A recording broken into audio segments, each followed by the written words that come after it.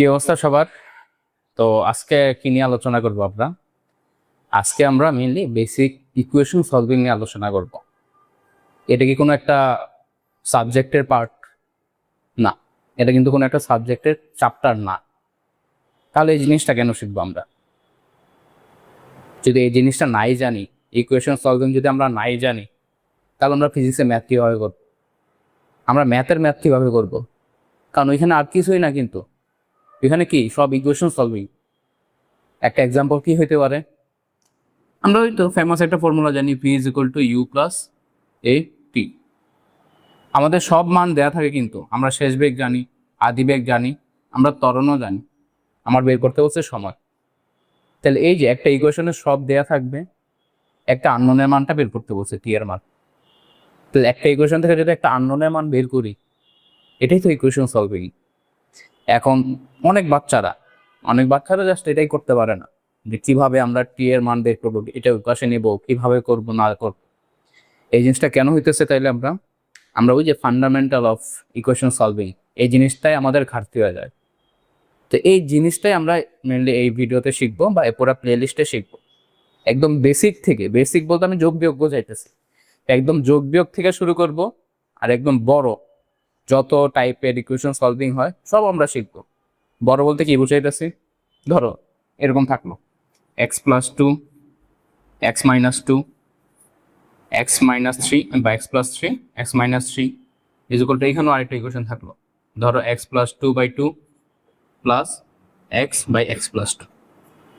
এই পুরো equation unknown কয়টা? একটা x।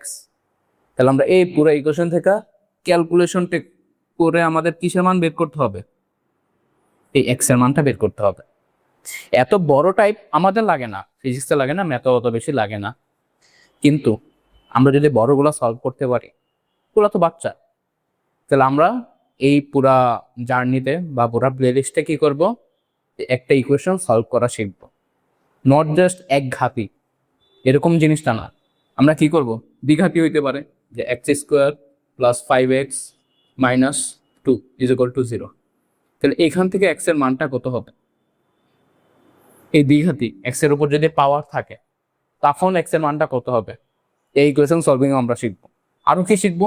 ধরো ভেরিয়েবল থাকে অনেকগুলো, x + y = 5, x - 3y = 6। তাহলে এখানে কি আর ভেরিয়েবল একটা রইলো? আগে কি ছিল? এখানে x x x x, কোথাও কিন্তু আর অন্য একটা ভেরিয়েবল নাই, সব ভেরিয়েবল কি x।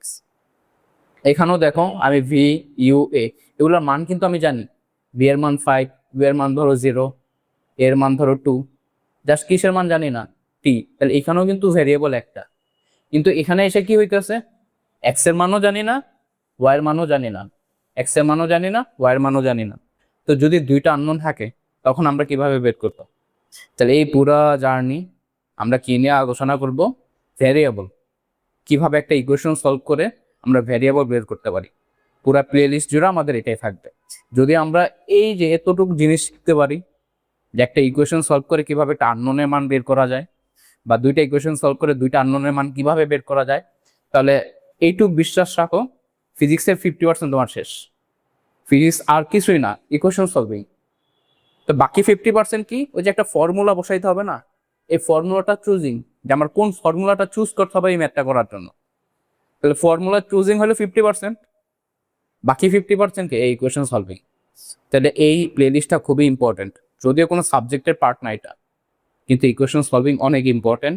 যদি আমরা ইকুয়েশন সলভিং শিখতে পারি, তাহলে ফিজিক্সের বলো বা ম্যাথের বলো, কাইন্ড অফ 50% শেষ। কারণ 50% ফর্মুলা চুজিং, বাকি 50% এই ফর্মুলাটা জাস্ট সমাধান করবো। আর এই সমাধানটাই আমরা পুরো প্লেলিস্ট জুড়ে শিখবো, যে কিভাবে একটা আননোনের মান বের করতে হয়। তা আশা করি এই প্লেলিস্টটা খুবই ভালো মতো দেখবা, আর অবশ্যই একটা খাতা কলম নিয়ে বসবা। আমি যা করি এটা খাতা কলমে লিখবা। শুরুতে হয়তো একটা ভিডিও বা দুইটা ভিডিও মনে হইতে পারে যেগুলো তো বাচ্চাদের জিনিস, এগুলো আমরা কেন শিখব? কিন্তু ওই যে বলছিলাম, একদম বেসিক থেকে শুরু করবো, যোগ বিয়োগ থেকে, গুণ ভাগ থেকে শুরু করবো। দেন আস্তে আস্তে যত কমপ্লেক্স টাইপ সম্ভব সব আমরা শিখবো।